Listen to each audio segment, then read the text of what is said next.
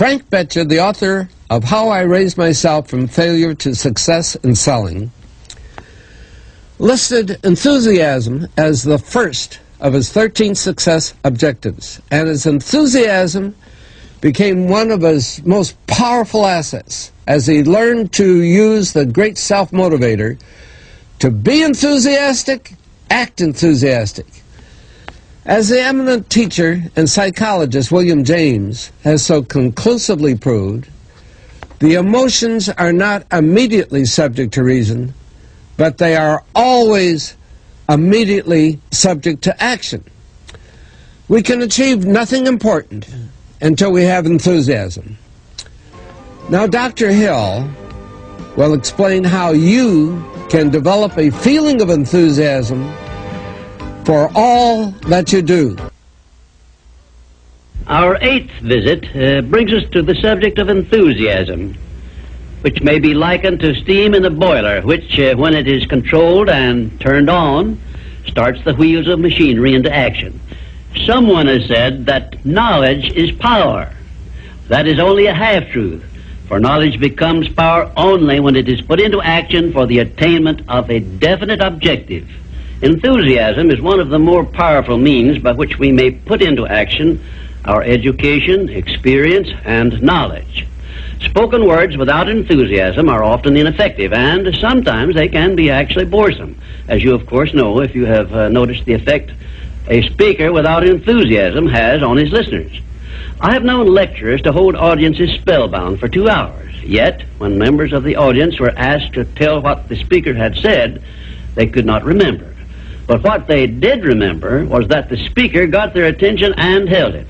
And now let me explain why enthusiasm has such a powerful impact upon the minds of those who come under its influence.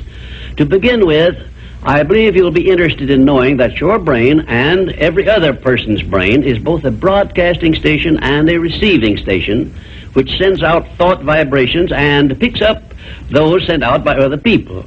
When you turn on your enthusiasm, you step up the vibrations of thoughts which go out from your brain so that they reach and affect other people more quickly.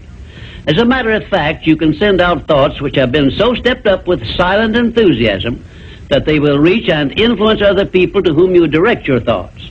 This is a fact which has been known to psychologists for ages, and it is also known to most master salesmen who use this method to condition the minds of their prospective buyers before they ever talk with them. You must have observed that the enthusiasm is very contagious, that it engages the attention of those who come under its influence and causes them to respond in a similar spirit of enthusiasm. I once heard Andrew Carnegie say that if you turn loose one man who thought in terms of intense enthusiasm in an industrial plant employing thousands of people, this man's enthusiasm would very quickly reach and influence every person in the plant. And he said it made not the slightest difference whether the enthusiasm was negative or positive, constructive or destructive. Then Mr. Carnegie went on to explain that in his selection of employees for promotion to bigger jobs, the first thing he looked for was a man's capacity to express himself in terms of intense enthusiasm. He said that enthusiasm is one of the most important traits necessary for leadership. The most successful lawyers are not necessarily those who know most about the legal profession, but they are those who know how to influence courts and juries with their belief in their cases and have a great capacity for expressing themselves with enthusiasm. When you are introduced to another person, you have a marvelous opportunity to sell yourself favorably to that person by the extent of the enthusiasm you express in accepting the introduction. When you shake hands with another person, you have also a fine opportunity to make a favorable impression by the warmth of enthusiasm you put into that handshake. If there is anything which leaves me flat and unfavorably impressed when I'm introduced, it's an extended hand which feels like a piece of cold ham and acknowledges the introduction with a cold, canned, pleased to meet you, with no signs of enthusiasm back of it. Now, right here, let me give you a brief course in salesmanship, which may be of value to you the remainder of your life.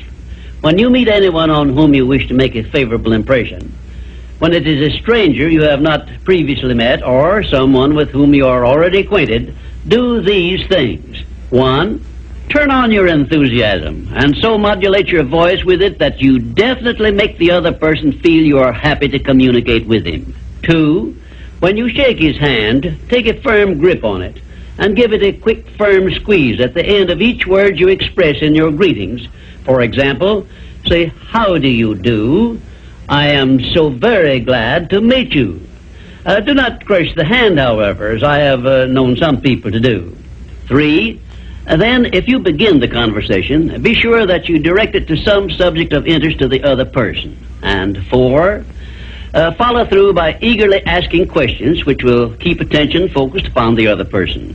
Then, when you are ready to have the other person hear what you have to say about yourself or your interest or your business, he will have been prepared to listen attentively. I've often told my students of salesmanship that the best possible way for one to sell himself to others is to first sell the others to themselves.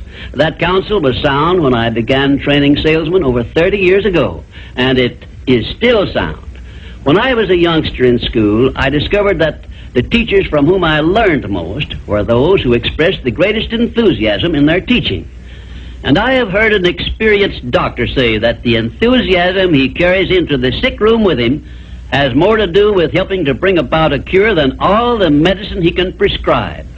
Enthusiasm is an expression of a positive mental attitude, and it has long been known to doctors that a positive mental attitude stands high on the list of influences which give one sound health.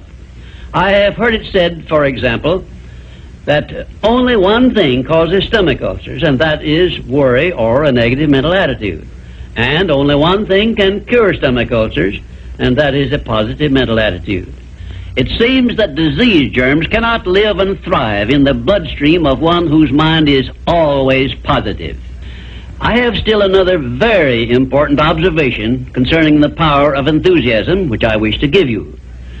I have observed that prayers expressed with intense enthusiasm bring much quicker and more satisfactory results. Now, you can try this for yourself and be convinced. I began experimenting with this idea many years ago, and from my experiences, I gathered the information which caused me to change my method of prayer entirely. I now use the prayer I recommended to you on previous visits, with the gratifying results that I get quicker and more favorable action from my prayers than I did when I expressed them in a spirit which lacked enthusiasm. I suggest that a very practical way to begin learning to express yourself with enthusiasm will be to follow the habit of reading aloud for 10 minutes daily, putting all the enthusiasm at your command into your reading. You will be surprised in a short while at how much this will help you in speaking with enthusiasm in your ordinary conversations. I would suggest also that you adopt the habit of practicing enthusiasm in your conversations with your family and your business associates. Incidentally, this habit will make you more popular with those who are close to you. You can enjoy the benefits of enthusiasm if you are interested enough to develop a technique by which to acquire this habit, so you will follow it in a natural, unaffected tone of voice. If you follow my suggestion that you read for 10 minutes daily as a means of acquiring the habit of enthusiasm, I recommend that you write down a list of 10 subjects, things, or circumstances in which you have the keenest interest, and use this list for your practice purposes. You will have no difficulty in reading in a tone of enthusiasm in connection with the things that you like best. And finally, if you have not already picked up some useful ideas as to how the habit of enthusiasm can be developed, or what causes one to be enthusiastic, let me give you an example which may provide you with an interesting cue. You perhaps remember when you were courting the person of your choice, or being courted, as the case may be, you needed no one to tell you how or why to be enthusiastic. Of course not, because the motive of love or affection took care of this without effort on your part. Just remember that enthusiasm is always easily expressed when one is inspired by a burning desire for something or any motive associated with one's closest interests. Where there is no motive, there is apt to be no enthusiasm. Remember also that the three basic motives which it has been said practically rule the world are: 1, the emotion of love; 2, the emotion of sex; 3, the desire for financial gain. A combination of all three of these motives, it has been claimed, can convert a mediocre person into a genius, and I leave the thought with you for consideration. And now, until our next visit, I ask that you try the habit of moving with enthusiasm in all of your daily work and see how much better you will feel.